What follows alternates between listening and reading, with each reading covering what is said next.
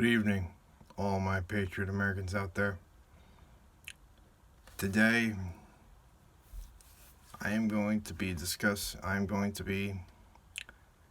giving my take on a tragedy that took place this Saturday at around 9:30 in the morning in Pittsburgh, Pennsylvania.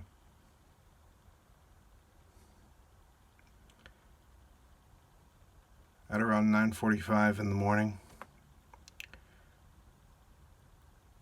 an armed gunman, armed with an AR-15 and a 9mm pistol, entered the Tree of Life Jewish Synagogue,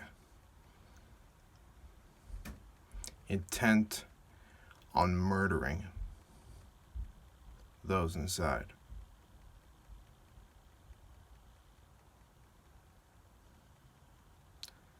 When it was all over, 11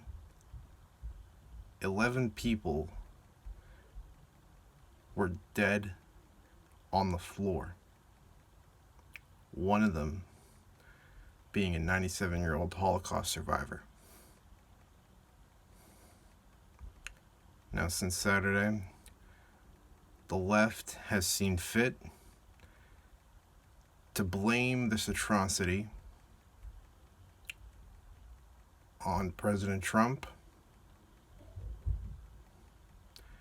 as well as conservatives like myself.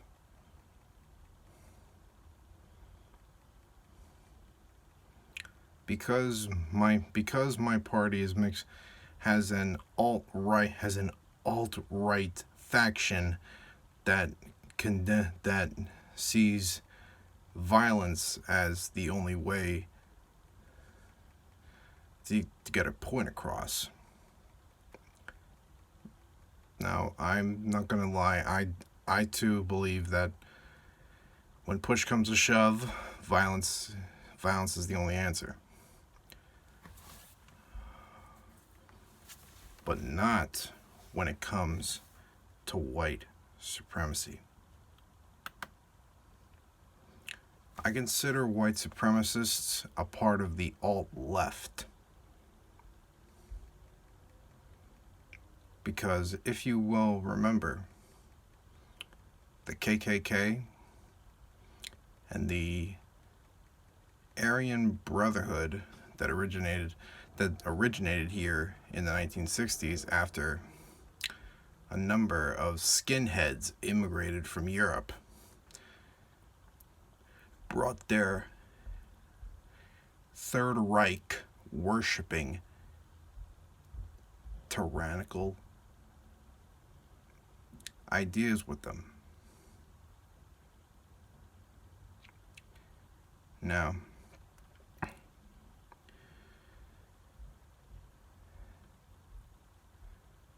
it's been the agenda of the mainstream media, who is controlled by the Democratic Party, to blame any and all atrocities that occur here in the U.S. at the foot of President Trump's doorstep. See, now, what they don't get is anti-Semitism has been around long before we were even born. It reached its peak in World War II when Hitler murdered almost 6 million Jews, and that number is still rising to this day. And that's only a fraction of the many people he ordered murdered. He also murdered gypsies, who were, in my opinion, African Americans as well. He also murdered mentally disabled individuals like myself. He also murdered political opposition.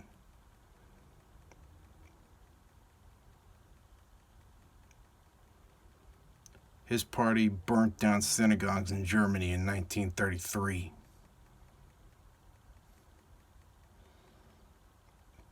They burned Jewish books. And they also burnt Jews that they could get their hands on. Hitler's brown shirts, which in my opinion is the spitting image of our Antifa movement here in the U.S.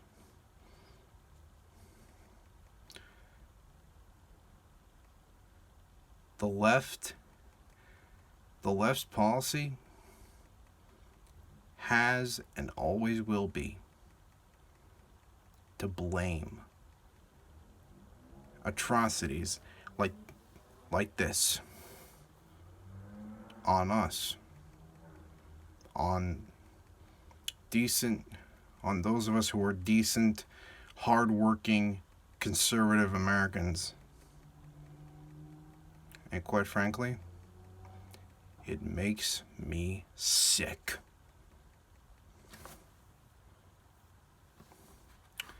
Now, I'm going to read the names of the people who lost their lives.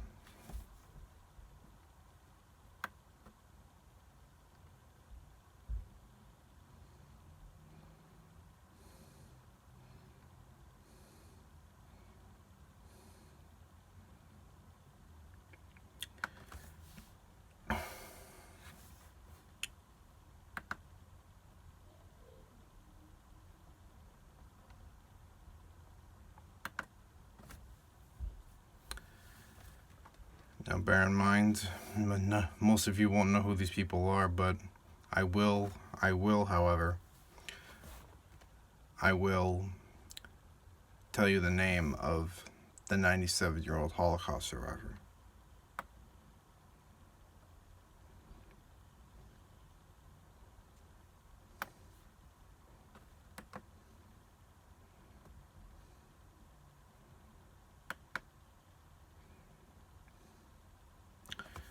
Joyce Feenberg, age 75.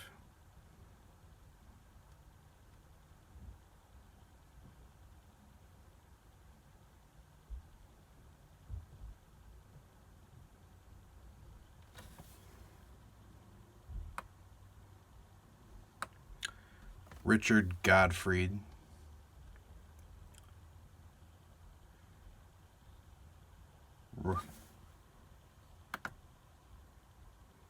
age 65.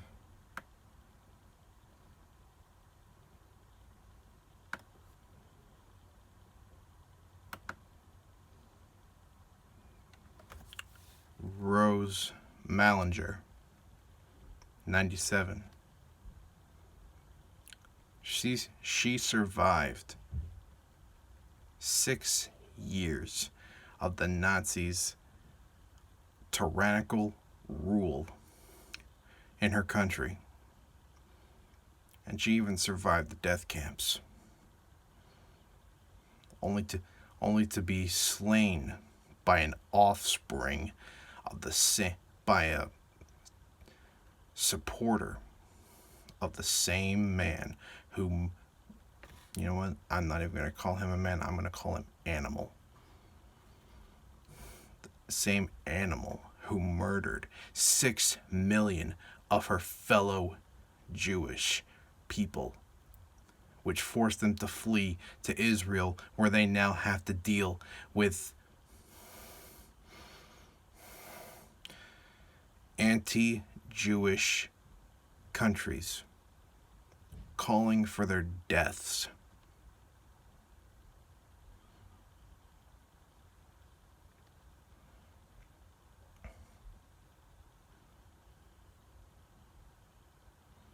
Now in the days to come, I know the Democrats are going to be pushing for tougher gun laws, which in my book won't do shit. Our laws are already tough enough on guns as is, especially here in New York.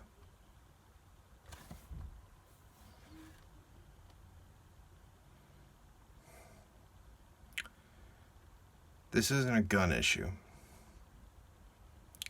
This is a civility issue. The animal that did this will be put to death, and he will rot in the burning pit that is Satan's hell. Just like his leader and every other one of his administration are right now.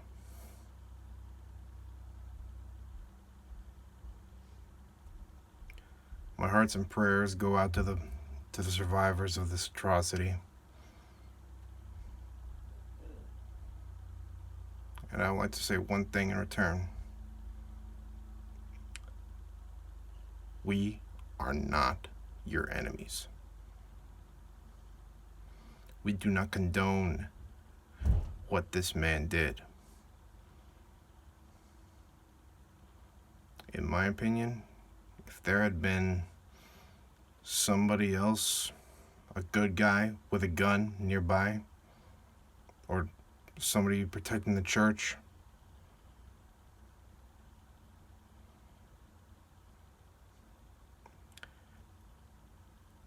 those 11 people would still be breathing.